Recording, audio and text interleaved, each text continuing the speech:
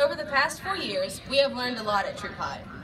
Miss Todd taught us that shapes have a place in math, and apparently so do letters.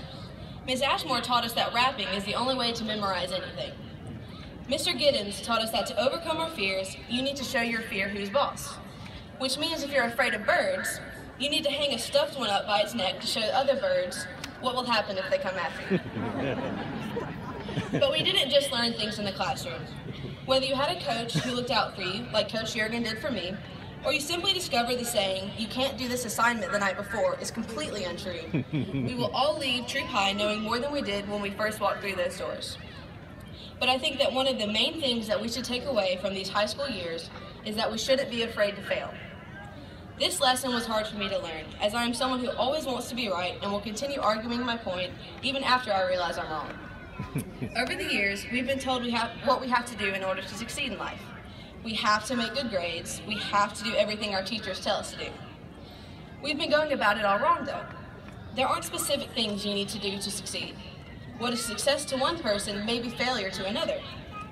We will all fail at some point in the next few years. Maybe we'll flunk a college class, or maybe we won't get the job we wanted. Some failure in life is inevitable. As J.K. Rowling said, it is impossible to live without failing at something, unless you live so cautiously that you might as well not have lived at all, in which case you fail by default.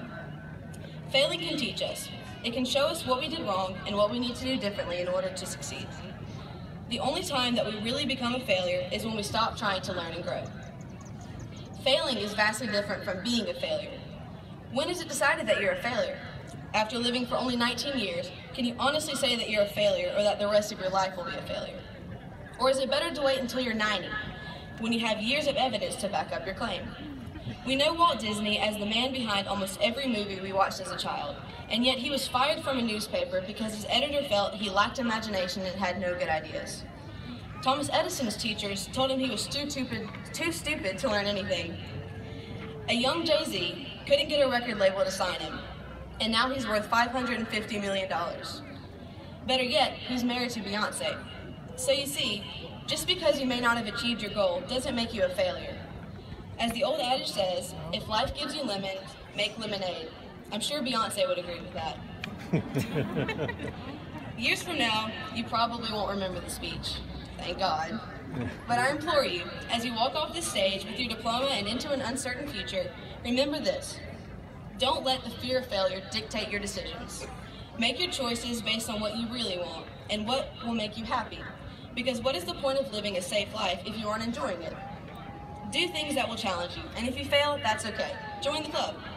If you fail trying to achieve something great so that when you are 90 years old, you can look back on your life without having any regrets. And when you do inevitably fall, get back up.